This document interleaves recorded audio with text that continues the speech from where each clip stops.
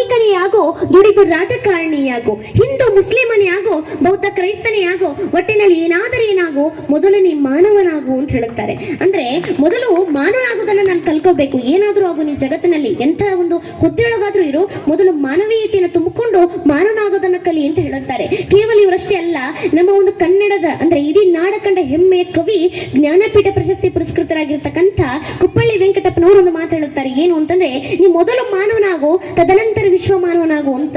ಇದರ ಅರ್ಥ ಏನು ಅಂದ್ರೆ, ಹುಟ್ಟಿರ್ತಕ್ಕಂಥ ಮಗು, ಇಡೀ ಪ್ರಪಂಚದಲ್ಲಿ ಯಾವುದೇ ಮಗು ಹುಟ್ಟಲಿ, ಹುಟ್ಟಿರ್ತಕ್ಕಂಥ ಮಗು ಮೊದಲು ವಿಶ್ವ ಮಾನವನಾಗಿ ಹುಟ್ಟುತ್ತಾನಂತೆ.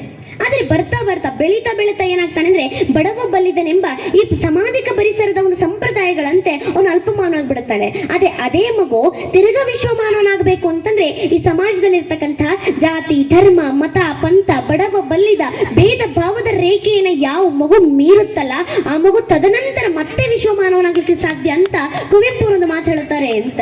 ಅದಕ್ಕೋಸ್ಕರ ಡಾಕ್ಟರ್ ರಾಧಾಕೃಷ್ಣನ್ ಅವರು ಒಂದು ಮಾತು ಹೇಳುತ್ತಾರೆ. ಏನು ಅದು ಅಂತಂದ್ರೆ, ಮನುಷ್ಯ ಮೀನಿನ ಹಾಗೆ ಈಜೋದನ್ನು ಕಲಿತ, ಮನುಷ್ಯ ಹಕ್ಕಿಯಾಗಿ ಹಾರೋದನ್ನು ಕಲಿತ.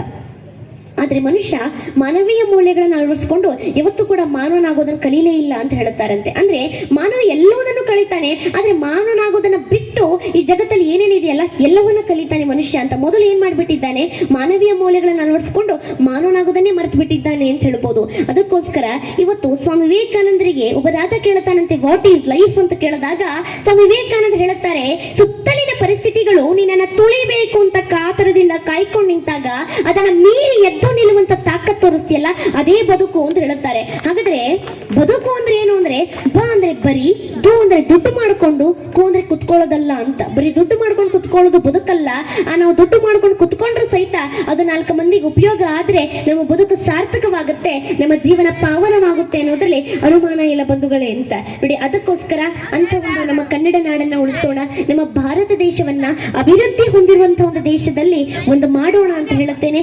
ಅದೇ ರೀತಿ ಕನ್ನಡವೇ ನನ್ನ ಕನಸು, ಕನ್ನಡವೇ ನನ್ನ ಮನಸ್ಸು, ಕನ್ನಡಿಗರ ಬಾಯಲ್ಲಿ ಕನ್ನಡ ಇಲ್ಲದೆ ಹೋದ್ರೆ ನನಗೆ ಮುನಿಸು ಮುನಿಸು ಮುನಿಸು ಅಂತ ಹೇಳುತ್ತಾ ಮತ್ತೊಮ್ಮೆ ಎಲ್ರಿಗೂ ಕೂಡ ಏನ್ ಮಾಡ್ತೀನಿ ಅಂದ್ರೆ, ಈ ಜಾತ್ರಾ ಮಹೋತ್ಸವದ ಶುಭಾಶಯಗಳನ್ನ ತಿಳಿಸ್ಬೇಕು. ಏನಪ್ಪಾ ಅಂತಂದ್ರೆ ಹೇಳುತ್ತಾರೆ, ಮಧುಮೇಹ ಇದ್ದವರಿಗೆ ಯಾವತ್ತೂ ಸಕ್ಕರೆ ಕೊಡಲ್ಲ, ಮಧುಮೇಹ ಇದ್ದವರಿಗೆ ಯಾವತ್ತೂ ಸಕ್ಕರೆ ಕೊಡಲ್ಲ.